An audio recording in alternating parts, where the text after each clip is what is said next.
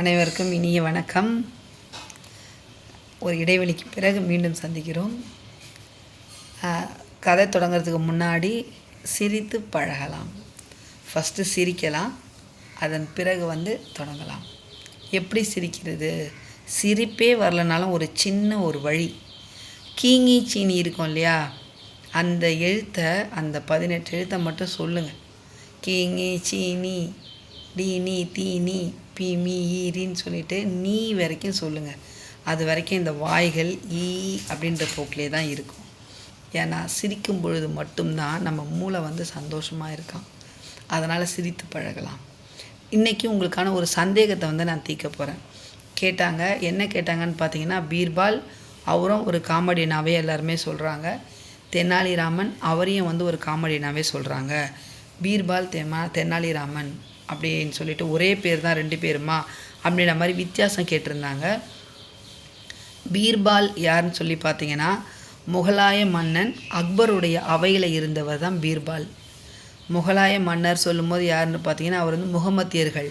பீர்பால் ஒரு இந்து அமைச்சரவையில் இருந்த ஒரு அமைச்சர் அவர்.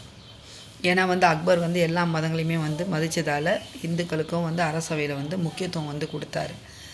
எந்த ஒருத்தர் அமைச்சர் பயம் இல்லாமல் அரசர்கிட்ட பேசுகிறாங்களோ அவங்க எல்லாமே முக்கியத்துவம் பெறுவாங்க இல்லைங்களா. அந்த வழியில் வந்தவர் தான் பீர்பால். தெனாலிராமன் யாருன்னு பார்த்தீங்கன்னா, கிருஷ்ணதேவராயர். அவர் என்னென்னு பார்த்தீங்கன்னா, இந்த தெலுங்கு தேசம் இருக்குது இல்லைங்களா, இந்த விஜயவாடா ஆந்திரா அந்த மாதிரி பகுதியில் ஆட்சி பண்ணவர். துங்கபத்ரா நதியில் கிருஷ்ணதேவராயர். அவருடைய அரசவையில் இருந்தவர் யாருன்னு பார்த்தீங்கன்னா, தெனாலிராமன்.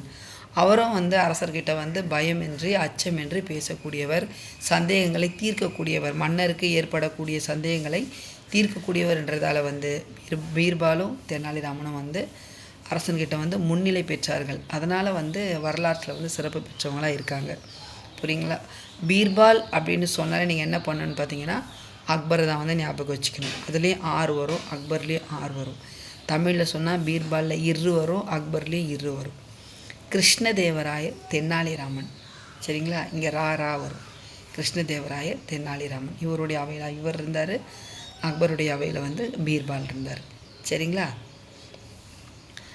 அனைவருக்கும் நன்றி.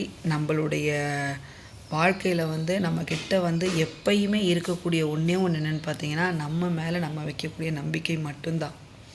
அந்த நம்பிக்கை ஒன்றை வச்சு நம்ம என்ன பண்ணலான்னு பார்த்தீங்கன்னா, வாழ்க்கையை ஜெயிச்சிடலாம்.